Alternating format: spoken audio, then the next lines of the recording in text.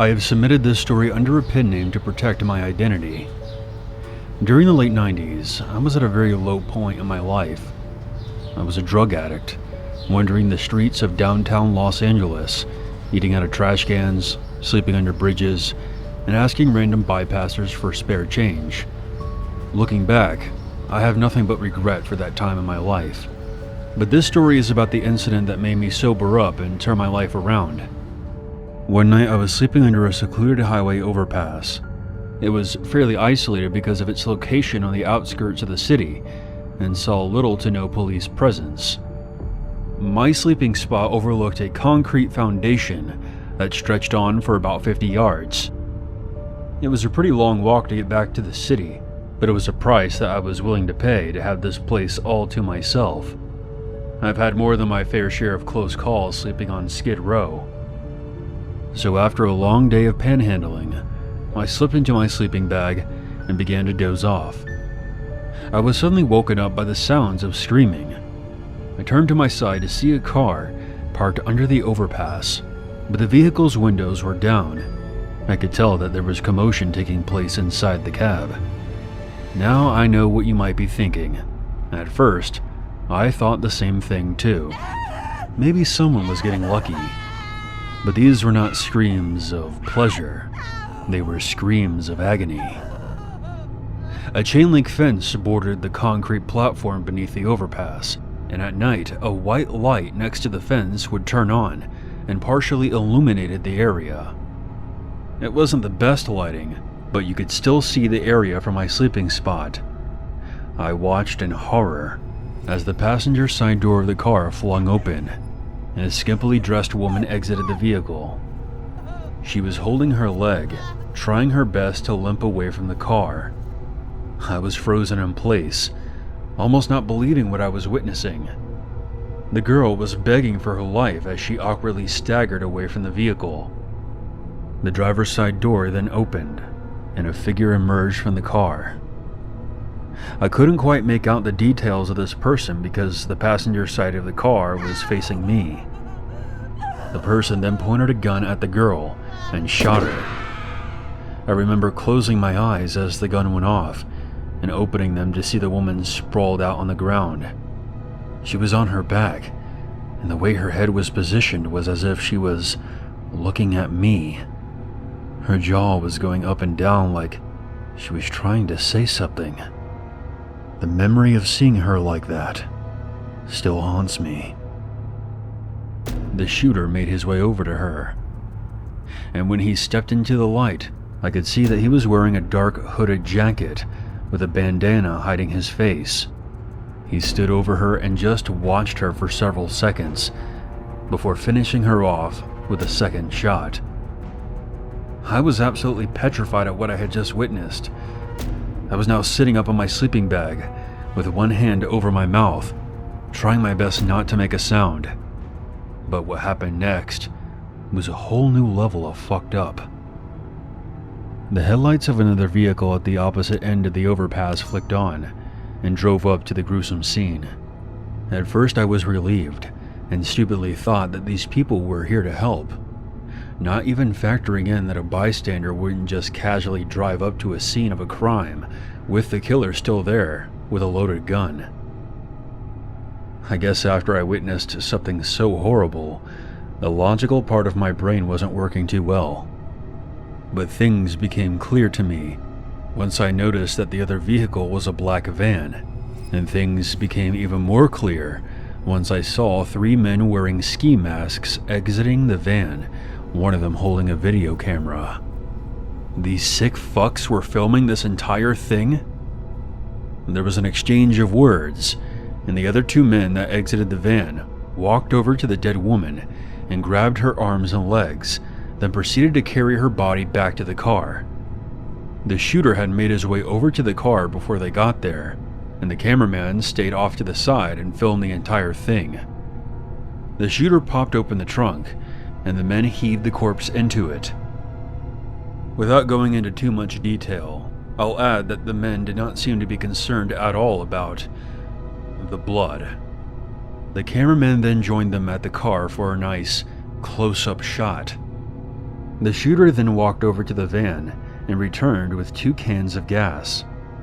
The men doused the car in gasoline, and the shooter struck a match and threw it, and the car was instantly engulfed in flames. The 4 men and myself watched as the car burned. As I stared into the fire, I became numb. I had apparently reached my scare limit, and now I was just angry. Angry at these animals for what they had done. Even if this woman was an addict or a hooker, no one deserves to die like that, murdered under an overpass in cold blood. The fact that they were filming this whole thing pissed me off even more. I considered this to be the exact moment I stopped being a drug addict.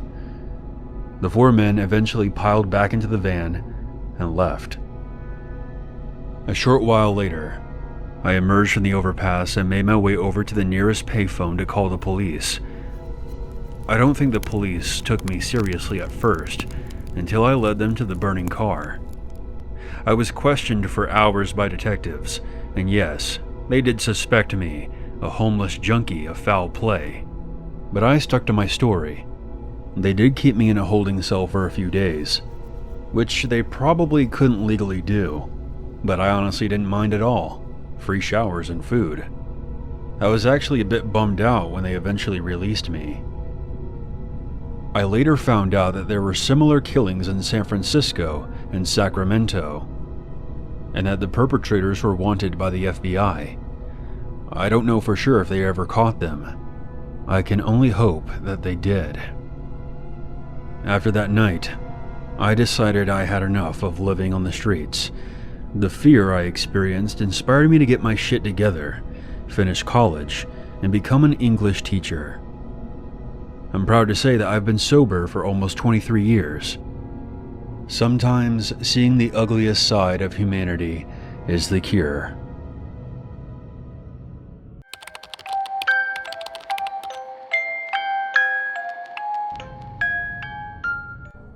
I think maybe the scariest thing to ever happen to me occurred in a Burger King of all places.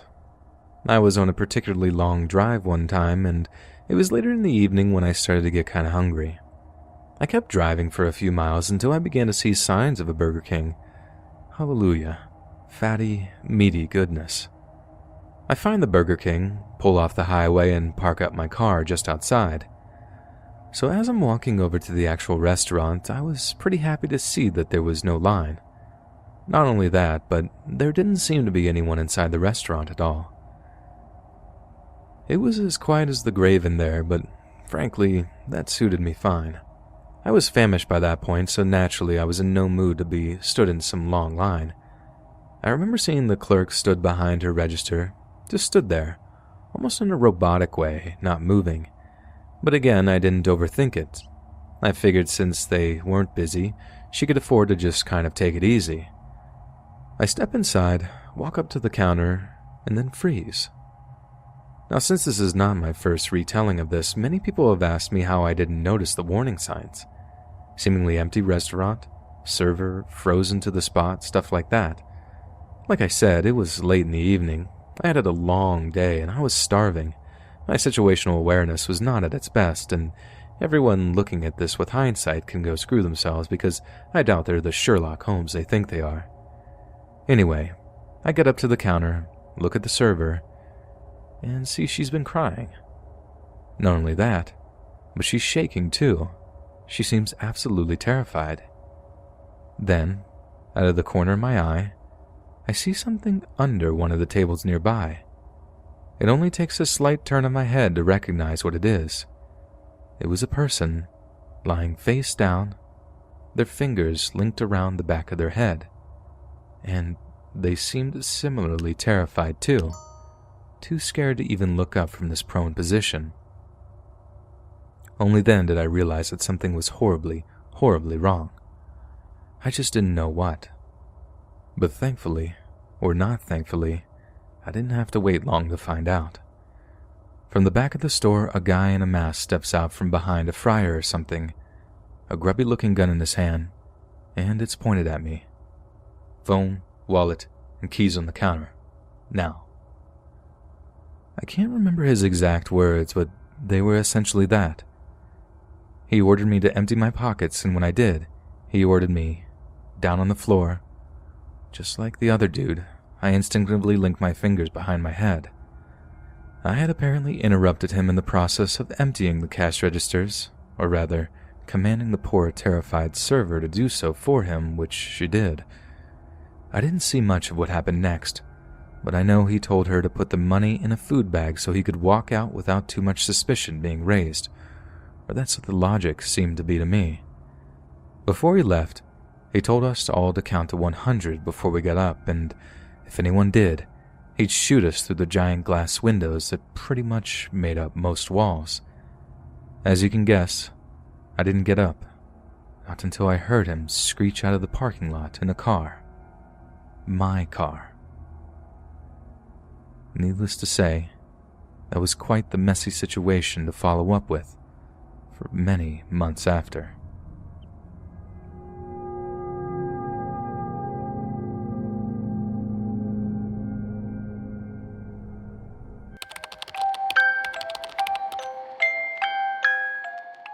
Halloween night is always accompanied with a feeling of fear, even if it's a small amount.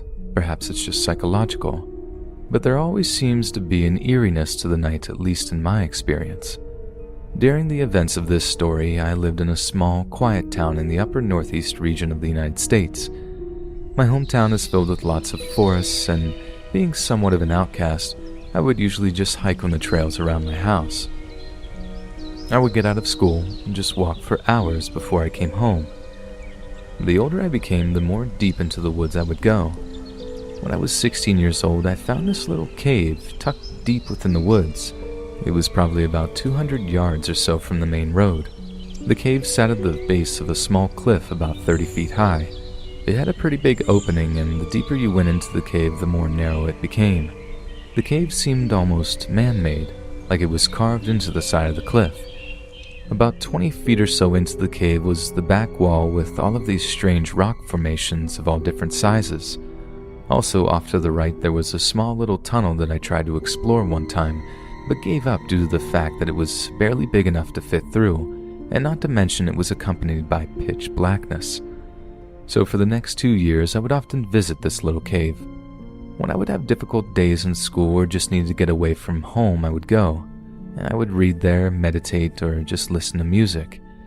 I would always think of crazy origin stories for the cave like it was some kind of special place with an interesting backstory. In reality, it was probably nothing of the sort, but it was fun to imagine the possibilities. My senior year of high school, I decided I was too old to go trick-or-treating, and I didn't have a friend who even asked me to do anything. At about 9 p.m., I gathered all my belongings for the night and started my hike to the spot. I wanted to wait until about 9 o'clock-ish so all the kids were off the streets, and it would be really quiet. So I thought it would be a really great idea to get some candles and go to my little cave and read some scary stories. I figured since Halloween was on Friday, I could stay out all night and read. My parents trusted me and really never worried about me because I was responsible and had never gotten in any kind of trouble before. From my house, it would probably take me about 45 minutes or so to get to the cave.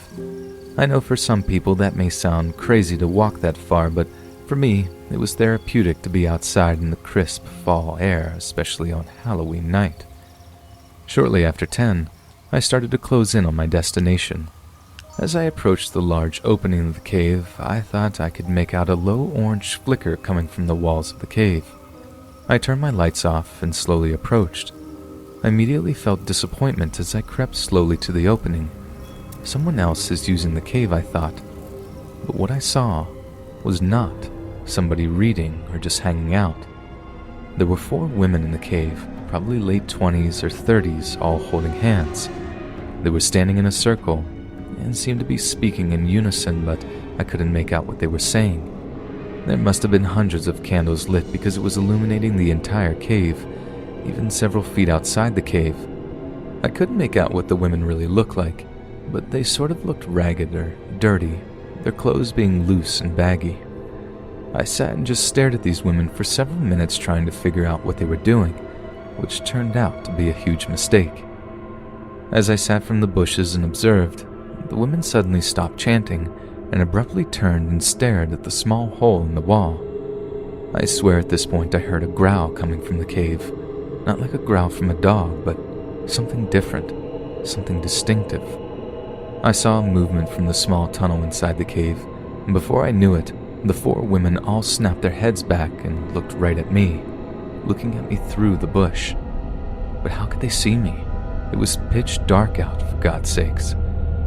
All 4 women in perfect sync slowly brought their fingers up and pointed at me, and in a flash, they all began to run at me. I turned and ran as fast as I could. As I made my way towards the main road, all I could hear was screaming and laughing. Or was it crying? I didn't know, it was hard to tell.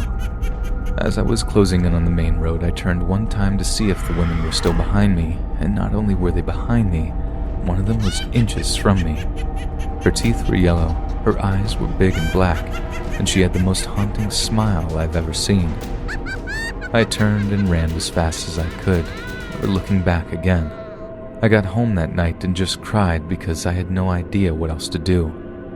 I'm now 26 years old and still have not gone into another forest by myself. I'm not sure what I saw that Halloween. People playing a prank. I honestly can't tell you, but I know that I never went back to find out. Our official merch store is finally here. If you want to support more of our channel, check out our merch shop. The link is in the description down below. See you on the next video.